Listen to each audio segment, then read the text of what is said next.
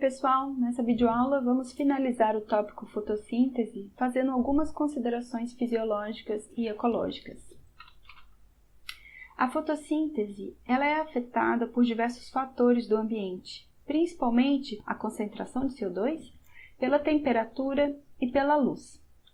Se plotarmos a taxa fotossintética medida em termos de fixação, assimilação de CO2 por metro quadrado por segundo, em função da quantidade de CO2 disponível, da concentração de CO2 disponível dentro da folha, nós vamos ver que a fotossíntese se comporta de forma diferente em plantas C3 e plantas C4. Vamos analisar o comportamento da fotossíntese em função da concentração de CO2, primeiro numa espécie C3, representada aqui pela linha vermelha. Bom, quando temos zero concentração de CO2, ou seja, nada de CO2 disponível para a fotossíntese, a taxa fotossintética, obviamente, é zero. Conforme aumentamos a concentração de CO2, nós observamos que a taxa fotossintética continua nula. Por quê? Porque se temos CO2 disponível, o processo fotossintético ocorre, mas a quantidade de CO2 consumida pela fotossíntese ainda é menor do que a quantidade de CO2 liberado pela respiração. E por isso, nós ainda não observamos uma assimilação líquida de CO2 positiva. Se continuarmos aumentando a concentração de CO2, nós vamos atingir um ponto a partir do qual observamos que a taxa fotossintética começa a ser positiva e começa a aumentar. Essa concentração de CO2 a partir do qual a taxa fotossintética passa a ser positiva é chamado de ponto de compensação do CO2. E nesse ponto exatamente nós temos uma taxa fotossintética igual à taxa respiratória. Então a taxa fotossintética aqui ainda é zero, mas ela se iguala exatamente à taxa respiratória. Um pouquinho mais de CO2 que fornecermos para a planta, a taxa fotossintética se torna positiva. E ela passa a aumentar linearmente e exponencialmente.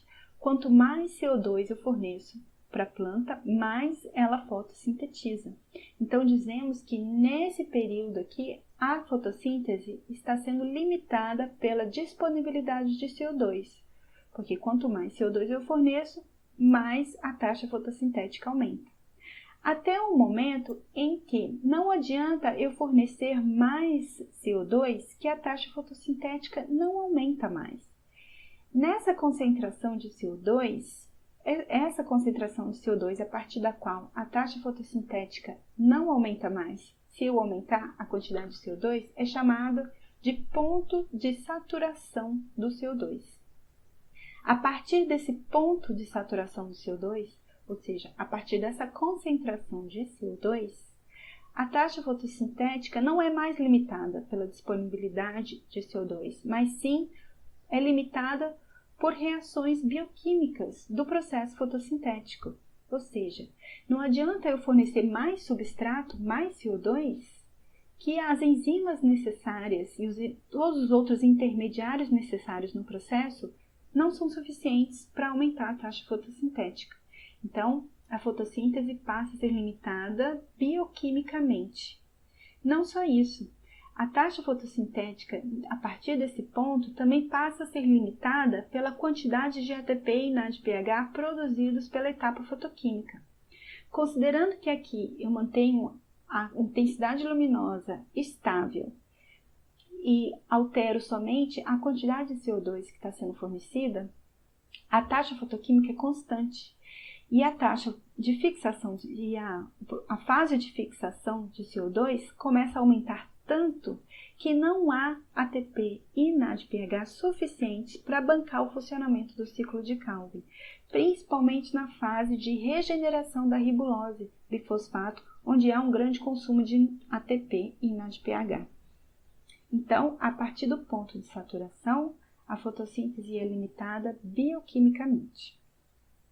A inclinação dessa reta me diz a eficiência da fotossíntese. Quanto mais inclinada for essa reta, mais eficiente é a fotossíntese, ou seja, maior aumento eu vejo na taxa fotossintética com poucos aumentos na concentração de CO2. Quando a gente analisa agora a curva fotossintética da espécie C4, nós observamos que ela possui uma eficiência fotossintética muito maior do que uma planta C3. Não só isso, ela apresenta um ponto de compensação de CO2 bem mais baixo do que a planta C3, ou seja, com mínimos aumentos na concentração de CO2, eu já vejo uma taxa fotossintética positiva. E a planta C4, ela também satura muito mais rápido, ela tem um ponto de saturação de CO2 da fotossíntese menor do que o da planta C3, ou seja, com uma concentração baixa de CO2 dentro da folha, a fotossíntese já não aumenta mais, já atingiu o seu máximo. Por quê? Os mecanismos concentradores de CO2 presentes nesse tipo de planta reduzem a fotorrespiração e já tornam a fotossíntese super eficiente, independente da quantidade de CO2 disponível na atmosfera e no ambiente dentro da folha. Podemos olhar para esse gráfico e pensarmos nas condições ambientais que nós temos atualmente. Com o aumento de CO2 na atmosfera nos últimos anos, quem vocês acham que vai ter maior vantagem competitiva em termos de taxa fotossintética e produção? Planta C3 ou planta C4? Sabemos que planta C3 são diretamente influenciadas pela quantidade de CO2 na atmosfera, reduzindo assim a taxa fotorrespiratória e tornando a fotossíntese mais eficiente em condições de alta concentração de CO2. Já as plantas C4 não são tão afetadas pela concentração de CO2 na atmosfera, porque elas já possuem mecanismos concentradores de CO2 que tornam a fotossíntese muito eficiente, mesmo sob baixa disponibilidade de CO2. Portanto, em altas concentrações de CO2, as plantas C3 vão possuir uma vantagem competitiva muito maior do que as plantas C4. Além do CO2, outro fator ambiental que afeta a fotossíntese é a temperatura. Se plotarmos a taxa fotossintética em função da temperatura, vamos ver que a taxa fotossintética possui um comportamento de sino, mas que é diferente entre planta C3 e C4. Analisando primeiro a planta C3, representada pela linha azul, e aumentando a temperatura, nós observamos um aumento dessa taxa fotossintética, atingindo seu máximo por volta dos 30 graus. Acima dessa temperatura, nós vemos uma queda drástica na taxa fotossintética nas plantas C3. Por quê? Porque a faixa ideal de funcionamento da rubisco está em volta de 30 graus. Acima dessa temperatura, a atividade da rubisco diminui. Além disso, o aumento da temperatura reduz a afinidade da rubisco pelo CO2, aumentando a taxa de oxigenação da ribulose bifosfato. Ou seja, aumentando a taxa de fotorrespiração, o que deixa a fotossíntese menos eficiente. O aumento da temperatura também aumenta a solubilidade dos gases em meio aquoso, só que aumenta mais a solubilidade do CO2 do que o oxigênio, aumentando a concentração de oxigênio perto da rubisco e aumentando a taxa fotorrespiratória. Nas plantas C4, a taxa fotorrespiratória é mínima, porque elas apresentam mecanismos de concentração de CO2. Então, conforme eu aumento a temperatura, eu observo um aumento muito maior da taxa fotossintética até uma faixa de temperatura bem mais alta. Além disso, a taxa ideal de funcionamento da pepicase é maior do que a faixa ideal da rubisco. Então, nós vamos observar um patamar, o máximo fotossintético nas plantas C4 numa faixa de temperatura bem maior do que nas plantas C3. Então, a fotossíntese das plantas C3 ela é mais eficiente que a das plantas C4 abaixo de uma faixa de temperatura de 30 graus. E por isso nós vamos encontrar uma predominância de plantas C3 nas latitudes maiores nos climas subtropicais. Já as plantas C4, elas são substancialmente mais eficientes acima de 30 graus. E por isso nós vamos encontrar maior quantidade de plantas C4 nas latitudes menores na faixa tropical. Outro fator que influencia consideravelmente na fotossíntese é, obviamente, a luz. Vamos analisar como que a luz afeta a taxa fotossintética em uma planta C3.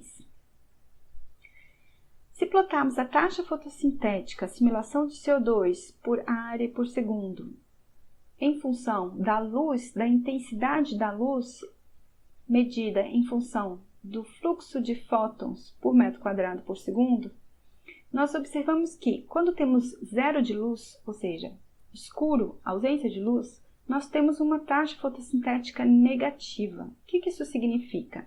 Significa que não está havendo assimilação de CO2 e está havendo somente liberação de CO2 pela respiração. Então, aqui nós temos somente respiração. Conforme eu começo a fornecer luz para essa planta, a fotossíntese começa a ocorrer. Mas eu observo uma taxa fotossintética ainda negativa. Por quê? A assimilação de CO2 ainda é inferior à liberação de CO2 pela respiração. Até o momento em que a taxa fotossintética se iguala à taxa respiratória. Esse momento, essa intensidade luminosa em que eu observo uma taxa fotossintética igual à taxa respiratória, é chamado de ponto de compensação da luz, semelhante ao ponto de compensação do CO2 que a gente viu nos slides anteriores. A partir desse ponto, conforme eu continuo aumentando a quantidade de luz para essa planta, mais ela fotossintetiza e a fotossíntese passa a ser positiva. E a fotossíntese aumenta linearmente e progressivamente. Ou seja, nesse período aqui, em que a fotossíntese aumenta rapidamente, eu falo que a fotossíntese está sendo limitada pela luz, porque quanto mais luz eu forneço para a planta, mais ela fotossintetiza.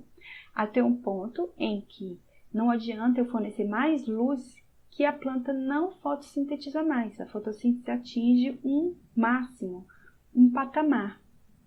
A partir desse ponto, então, que nós chamamos de ponto de saturação da luz, nós falamos que a fotossíntese ela não é mais limitada pela luz, mas ela passa a ser limitada bioquimicamente. Nesse caso, ela passa a ser limitada principalmente pelo ciclo de Calvin. A eficiência das enzimas do ciclo de Calvin é menor do que a eficiência da etapa fotoquímica, ou seja, a taxa de funcionamento do ciclo de Calvin não consegue acompanhar a taxa de funcionamento da etapa fotoquímica. E a consequência disso começa a faltar substrato para a fotoquímica, começa a faltar ADP e NADP+, para a produção de ATP e NADPH. É o ciclo de Calvin que consome ATP e NADPH e regenera o ADP e o NADP+. E por falta de substrato, a etapa fotoquímica também é limitada e a taxa fotossintética não aumenta mais. E o que pode acontecer se eu continuar aumentando a intensidade luminosa a planta continua absorvendo energia luminosa, clorofila absorveu luz, perde elétron, induz o transporte de elétrons na membrana do tilacoide. Mas se não há substrato para a formação de ATP e NADPH, os elétrons começam a se acumular na membrana do tilacoide. E um acúmulo de elétrons na membrana do tilacoide leva à doação desse elétron para uma outra molécula que esteja ali disponível para receber. Lembrem-se que dentro do lúmen do tilacoide está cheio de oxigênio, que é o produto da quebra da molécula de água. O oxigênio é uma molécula que consegue receber elétrons muito facilmente e muito rapidamente. E quando o oxigênio recebe esses elétrons, ao invés do ADP e do NADP+, o oxigênio com um elétron a mais se torna uma molécula extremamente reativa, que nós chamamos de espécie reativa de oxigênio. E essas espécies reativas de oxigênio podem reagir com compostos celulares como lipídios de membrana, pigmentos e proteínas degradando esses compostos celulares e causando um problema sério para a célula e, eventualmente, até mesmo a morte celular. Nós falamos nos slides anteriores que a inclinação dessa reta reflete a eficiência fotossintética. E a eficiência fotossintética em função da luz, ela varia entre plantas de sol e de sombra. Uma planta de sol, por exemplo, representada aqui pela curva azul escuro, tá? Ela possui uma taxa fotossintética máxima muito maior do que plantas de sombra, representada pela linha vermelha. Elas possuem muito mais rubisco, muito mais enzimas do ciclo de Calvin, capazes de metabolizar muito mais elétrons e decorrência da absorção de luz e sustentar uma taxa máxima fotossintética muito maior do que plantas de sombra, que não investem tanto no acúmulo de rubisco e de enzimas do ciclo de Calvin, porque elas não absorvem muita luz, elas são adaptadas a condições de baixa quantidade de luz. Plantas adaptadas à sombra, geneticamente adaptadas à sombra, elas investem na captação de luz, porque o problema delas é limitação de luz. Então, essas plantas, em geral, não apresentam uma grande quantidade de rubisco, não apresentam uma grande quantidade de dissipação de energia, por exemplo, na forma de calor, e elas apresentam, ao contrário, uma grande quantidade de clorofilas para investir na captação de energia luminosa. As plantas geneticamente adaptadas ao sol, elas possuem poucas clorofilas, porque tem muita luz chegando, elas não precisam de tanta clorofila assim para absorver uma grande quantidade de energia, e investem em grandes quantidades de fotossistemas e ATP sintases, em uma grande quantidade de rubisco e enzimas do ciclo de Calvin, para conseguir aproveitar ao máximo essa grande quantidade de energia absorvida. Mas lembre-se que para sustentar uma grande quantidade de enzimas e intermediários bioquímicos é necessário gasto de energia, ou seja, a taxa respiratória de plantas de sol é maior do que a taxa respiratória de plantas de sombra. Por isso, o ponto de compensação luminoso de plantas de sol é maior do que o ponto de compensação luminoso de plantas de sombra. Nós temos plantas geneticamente adaptadas a ambientes de alta luminosidade e de baixa luminosidade, mas todas as plantas conseguem exibir um certo ajuste dependendo das condições do ambiente. Então, se colocarmos uma planta, uma espécie geneticamente adaptada à alta irradiância, a grande quantidade de luz, em diferentes condições de luminosidade, nós vamos observar que, sob baixa luminosidade, ela ainda exibe uma alta taxa fotossintética, mas ela tem uma taxa fotossintética muito maior quando é colocada em um ambiente de grande quantidade de luz. Uma espécie adaptada geneticamente à sombra, ela também consegue se ajustar relativamente a diferentes condições de luz, mas ela exibe uma taxa fotossintética maior quando está num ambiente sombreado do que quando está num ambiente de alta luminosidade. E a amplitude de ajuste é menor nesta espécie adaptada à sombra do que a amplitude de ajuste de uma espécie adaptada ao sol. Essa amplitude de ajuste, que é dada em uma escala de tempo pequena, de dias ou semanas, em função das condições do ambiente, é chamada de plasticidade fotossintética. E ela se dá em função das condições de crescimento e da capacidade adaptativa, da capacidade genética adquirida evolutivamente por aquela espécie. Vamos analisar como que essas duas espécies se comportam se cultivarmos as duas em um ambiente de sombra e, de repente, transferirmos as duas para um ambiente de alta luminosidade. O que acontece é que a espécie de sol, assim que transferirmos ela de um ambiente de sombra para um ambiente de pleno sol, nós vamos observar uma queda na taxa fotossintética, porque essa planta estava ajustada para um ambiente de pouca luminosidade. Assim que transferirmos ela para um ambiente de sol, ela sofre um estresse luminoso. O que acontece? Ela tinha pouca quantidade de rubisco, muita quantidade de pigmento para absorver luz. E quando a gente passa ela para um ambiente de muito sol, ela não dá conta de processar aquela quantidade enorme de luz que ela absorve. E isso gera a formação de espécies reativas de oxigênio, que gera danos no aparato fotossintético, degradação de proteínas, de lipídios, de pigmentos, reduzindo a eficiência fotossintética dela. Mas vejam, em poucos dias, no eixo X nós temos dias, em poucos dias ela recupera, ela consegue sintetizar novamente novas proteínas, novos pigmentos e recupera a sua eficiência fotossintética, ficando com uma eficiência fotossintética bem similar à que ela tinha inicialmente. Já a planta de sombra, quando a gente transfere ela da sombra para o sol, ela também sofre um estresse luminoso, mas um estresse muito maior. Ela sofre muito mais danos no aparato fotossintético. E com o tempo ela também recupera, mas ela demora muito mais dias, muito mais tempo para se recuperar e nem sempre recupera a sua eficiência fotossintética igual àquela que ela tinha inicialmente. Bom, todas as plantas estão sujeitas a sofrer um estresse luminoso e por isso todas elas precisam se proteger contra o excesso de energia luminosa. Como que as plantas fazem isso? Elas exibem diversos mecanismos para se proteger do excesso de luz.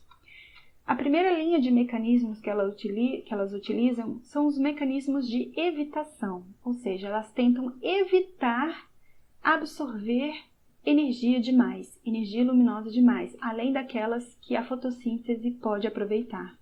Como que elas podem fazer isso? Algumas espécies exibem movimento foliar.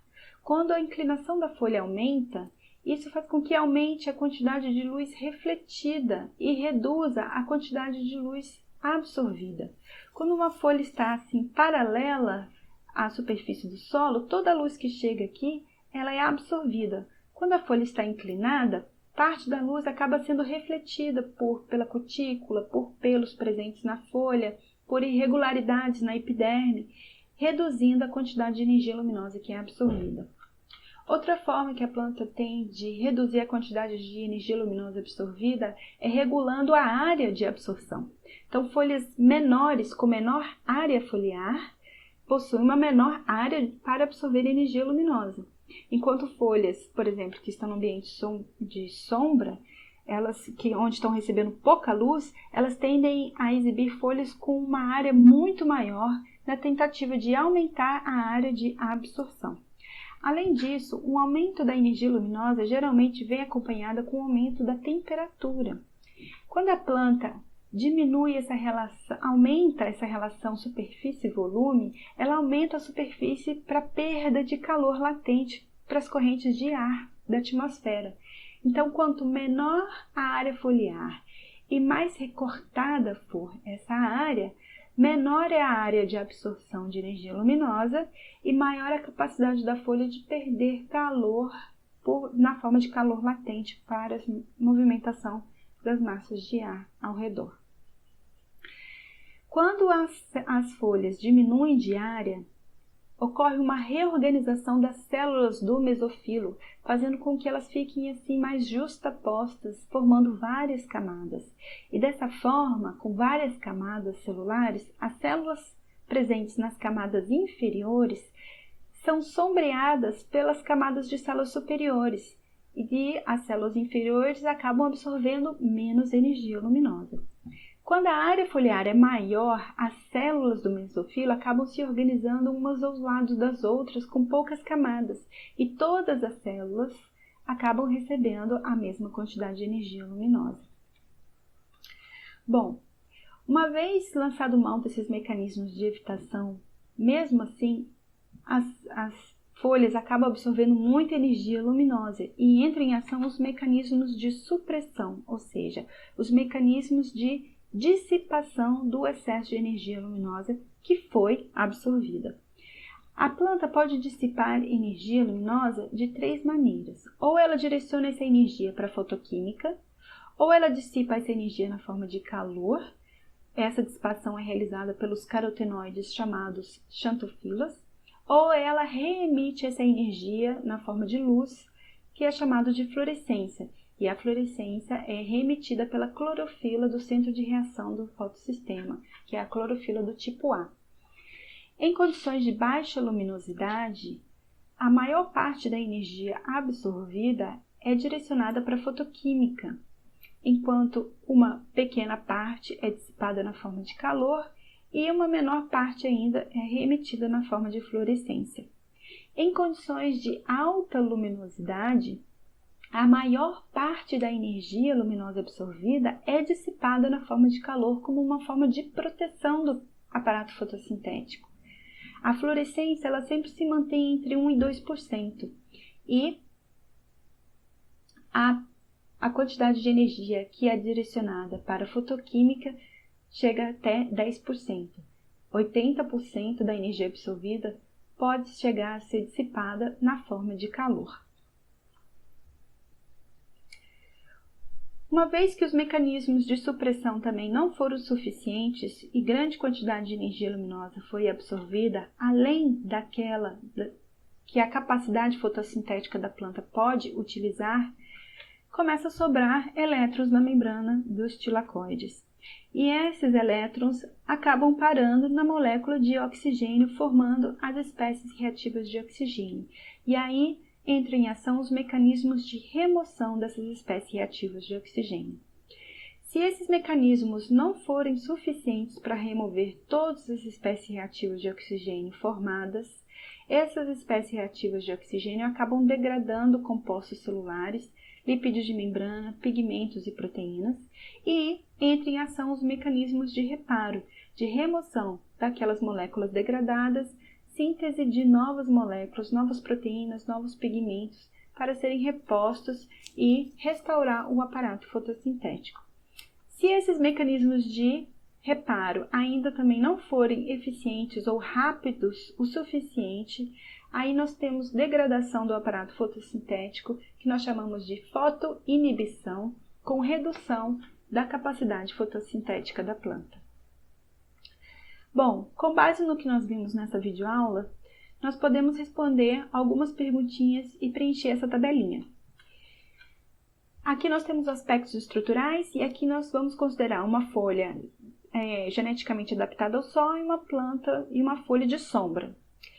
Quem vocês acham que vai demonstrar maior área foliar? Uma planta de sol, presente no sol, ou uma planta de sombra, uma planta que está na sombra?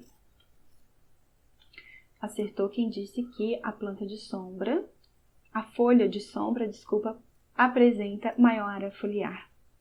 Quem vocês acham que apresentará maior espessura do mesofilo? Uma folha de sol ou uma folha de sombra? Acertou quem disse a folha de sol. Quem apresentará maior concentração de clorofilas totais? Maior quantidade de clorofilas A e B somadas juntas? A planta de sombra, porque a planta de sombra tem que investir em captação de energia luminosa, porque esse é o fator limitante para ela. Então, ela investe em grande quantidade de clorofila para absorver o máximo possível de energia luminosa que está chegando no ambiente onde ela está crescendo. Quem vai apresentar maior concentração de xantofilas, que são os carotenoides responsáveis pela dissipação de calor? Acertou quem disse as folhas de sol. As folhas de sol, o problema delas é receber energia luminosa demais, além daquela da capacidade fotossintética. Então, elas têm que investir em grande quantidade de clorofila, de xantofilas, para dissipar o excesso de energia luminosa absorvida na forma de calor. Quem apresentará maior conteúdo de rubisco, uma folha de sol ou uma folha de sombra? Acertou quem disse uma folha de sol. Ela precisa investir em grande quantidade de rubisco e outras enzimas intermediários do ciclo de Calvin para manter uma capacidade fotossintética alta e conseguir aproveitar toda a energia luminosa absorvida. Quem apresentará maior quantidade de enzimas antioxidantes? As folhas de sol também. Quem apresentará a maior taxa respiratória? As folhas de sol. Quem apresentará maior ponto de compensação luminoso? As folhas de sol, porque para manter essa quantidade de xantofilos, de rubiscos, de enzimas antioxidantes ativas, para tudo isso gasta energia e a taxa respiratória acaba sendo maior. Por isso, as plantas apresentam maior taxa respiratória, as folhas de sol apresentam maior taxa respiratória, o que acarreta em um maior ponto de compensação luminoso. E quem vai apresentar um ponto de saturação luminoso?